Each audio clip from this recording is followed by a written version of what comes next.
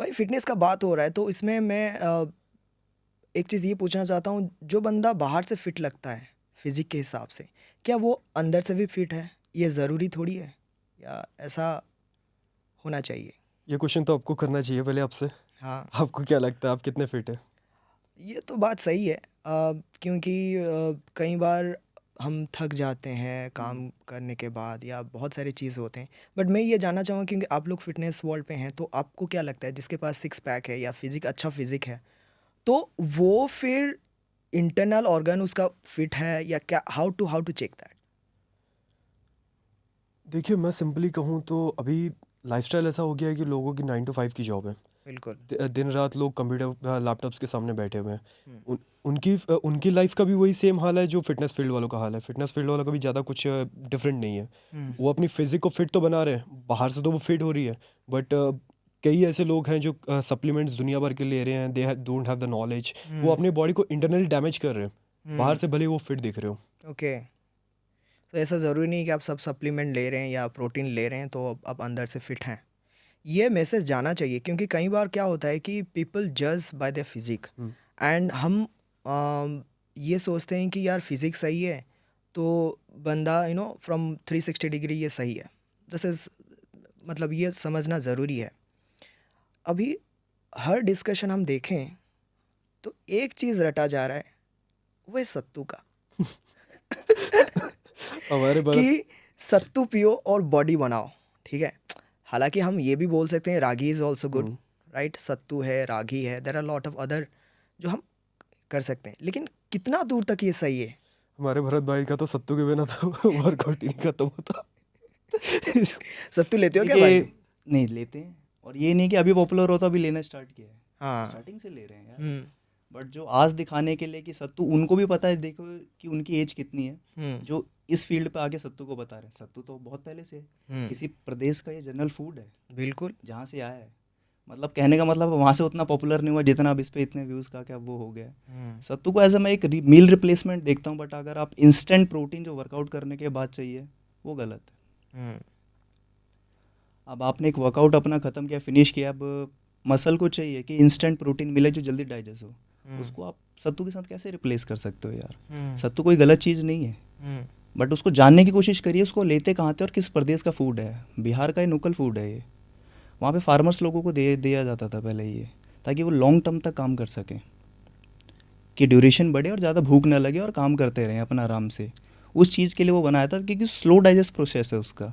अब वर्कआउट के चाहिए बाद चाहिए हमें इमीडिएटली प्रोटीन, तो आप उसको सत्तू के साथ कैसे कंपेयर कर सकते हैं? तो हम वर्कआउट के बाद कुछ ऐसा चीज़ लेना चाहिए जो ज़्यादा से ज़्यादा जल्दी से जल्दी डाइजेस्ट हो जाए। मैं यही नहीं कह रहा कि प्रोटीन ले लीजिए आप, हुँ, कुछ भी आप ले सकते हैं, लिक्विड फॉर्म में ले सकते हैं जो जल्दी डाइजेस्ट हो जाए। ओके।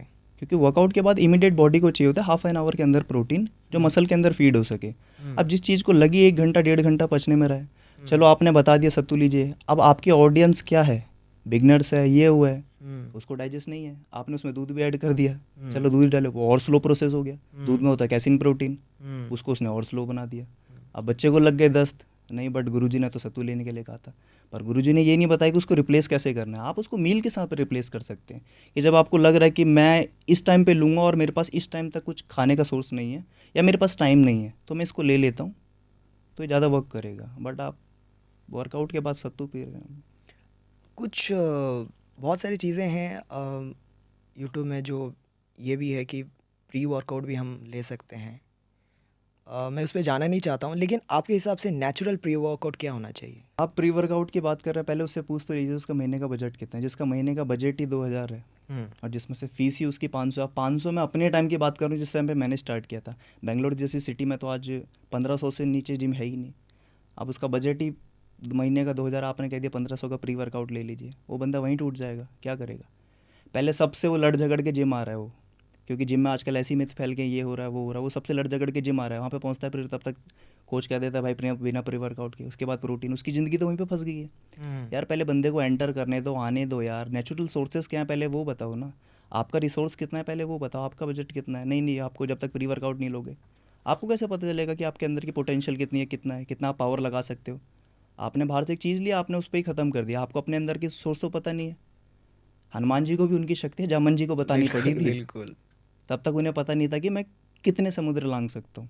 तो पहले अपने अंदर का पोटेंशियल चेक करिए ना कि हम लास्ट पॉइंट कहाँ पे हिट कर रहे हैं। उसके बाद आपको अगर नहीं लग रहा है तो आप प्री वर्कआउट यूज़ कर सकते हैं, अगर आपका पॉकेट अलाउड करता है तो आपको। हम्म, तो बंदा अगर 4-5 हज़ार महीना खर्च करता है सप्लीमेंट्स में, उससे बेहतर ये है कि वो उस पैसे को खाने पे स्पेंड करे। हाँ, आप कह सकते हैं जो पैसे आप प्री वर्कआउट में वेस्ट करेंगे उससे अच्छा वो पैसे अपनी डाइट पे लगाइए।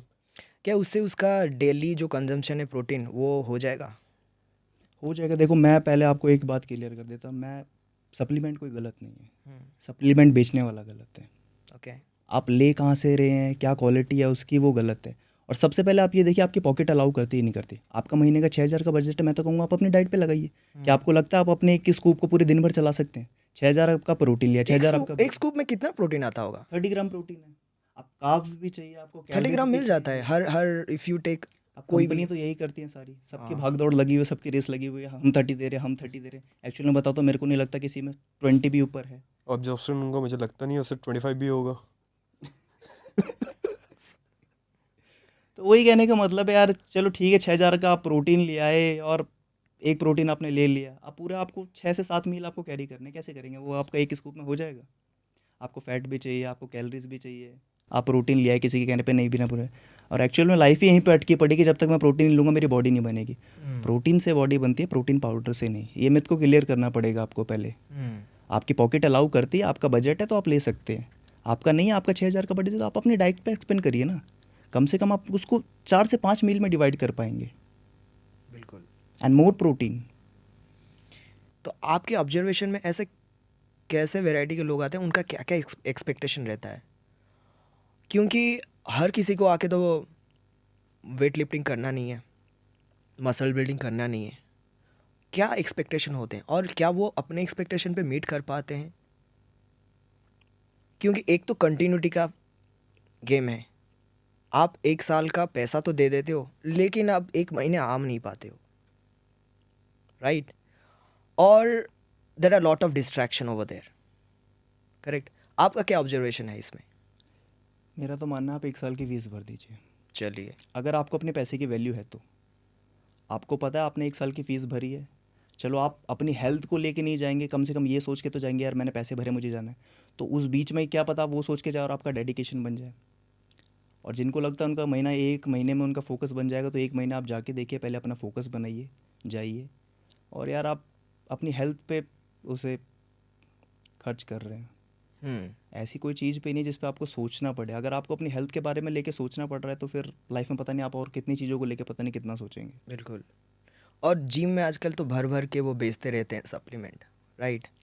और पता नहीं क्या क्या चीज़ बेचते रहते हैं। वो उनको कितना दूर तक सही है, गलत है? क्योंकि वो एक काइंड ऑफ प्लेस है जहाँ पे लोगों को एजुकेट किया जा सकता है रिलेटेड टू फिजिक, ना कि उनको डाइवर्ट किया जाए। देखिए अभी हो क्या गया है, लोगों ने ये फील्ड को बिजनेस बना दिया। अगर सीधे हम अपने पॉइंट ऑफ व्यू से बोले, लोग आ रहे हैं, अब जिम की मेंबरशिप बाद में आती है बट वो सबसे पहले बेच रहे हैं सप्लीमेंट्स। ये सप्लीमेंट ले लो, वो ले लो, क्योंकि सबसे ज़्यादा कमीशन उसी में है। तो राइट टाइम क्या होता है उसका लेने का? मतलब एक बंदा आया, हम्म, 9 से क्या है, उसको कुछ पता नहीं है, हम्म। ठीक है? वो फिर कब लेगा? क्या प्रोसेस है उसका? देखिए मैं बोलूँ तो सबसे पहले आप जिम आइए, अपनी बॉडी को पहले फिजिकली रेडी कीजिए उस चीज़ के लिए कि मुझे वर्कआउट्स करने हैं। अपनी बॉडी को पहले थोड़ा यूज टू बनाइए। जब आपकी बॉडी यूज टू हो जाए, धीरे धीरे उसको अपग्रेड कीजिए। जब एक लेवल पे आके आपकी बॉडी स्टक होती है, जहाँ पे आपके मतलब नेचुरली आप नहीं कर पाते उससे ज़्यादा, तब आपको सप्लीमेंट्स को ऐड करना चाहिए। कहने का मतलब यही है कि आप पहले अपनी नेचुरल पोटेंशियल तो चेक करिए ना। क्या पता आपके जेनेटिक्स कितने बढ़िया हों, क्या पता आपके सब कुछ ठीक हो। और अब ये भी एक एज पे डिपाइड है। अगर आप 18 to 17 है, 22 है, उस टाइम पे तो नेचुरल हार्मोन्स इतने पीक पे रहते हैं लड़कों के, सप्लीमेंट की उस टाइम पे उतनी नीड ही नहीं है। आप अपना घर अगर टटोल के देखेंगे, घर के देखेंगे तो बहुत सोर्स होते हैं हमारे घर में। इंडियन फैमिली में बहुत सोर्स होते हैं खाने के। वेजिस में देख लिया, आप किसी भी चीज़ में देख लीजिए। सप्लीमेंट को आप एकदम आते, आपको जिम अभी एक दिन नहीं हुआ आप सप्लीमेंट सोच रहे सप्लीमेंट ले ले, देखिए ये पेशेंस का गेम है। बिल्कुल। ठीक है ना, पेशेंस आपको रखना ही पड़ेगा इसमें।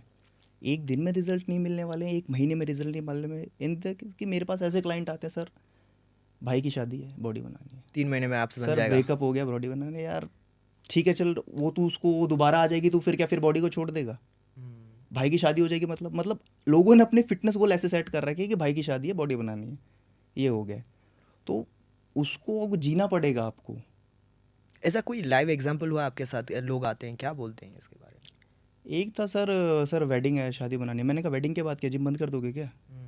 कि कितने महीने की मेंबरशिप ली, वेडिंग तक की ली है क्या? अरे यार आप भी लो, अपनी वाइफ को भी कराओ यार, उनकी भी मेंबरशिप लो।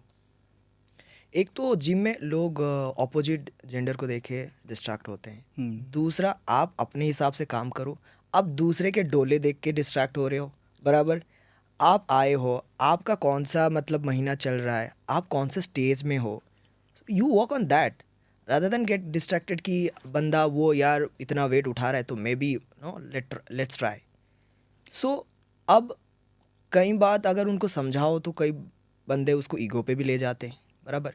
तो डिस्ट्रैक्शन तो भर भर के है, लेकिन अगर किसी को इस डिस्ट्रैक्शन को हटाना है, फिर क्या, कैसे क्या करें इन लोग? देखिए, सबसे पहले तो आपको डिसाइड करना पड़ेगा कि आप जिम आ क्यों रहे हो। हम्म, अगर आपका फर्स्ट गोल यही सेट नहीं है तो आप जिम आके पैसे वेस्ट ही कर रहे हो। सबसे पहले अपना गोल सेट कीजिए, आपका मेन गोल क्या है। अगर आपको बॉडी बिल्डिंग करनी है, या तो आपको स्ट्रेंथ गेन करना है, या आपके कोई और गोल्स हैं, आपके गोल्स सेट होने के बाद ही आप आगे बढ़ पाओगे। सेकंड थिंग, गोल सेट करने के बाद आप ये डिसाइड कीजिए कि अब आपके बजट कितना है, मैं कितना खर्चा कर सकता हूँ इस चीज़ पे, और मैं अपने कितनी डाइट है, या फिर कितने मील्स है, या क्या मेरी बॉडी की रिक्वायरमेंट्स जो मैं घर से पूरी कर सकता हूँ। हम्म। ये सब चीज़ें होने के बाद आप आगे जाके फिर कंटिन्यू कर सकते हैं।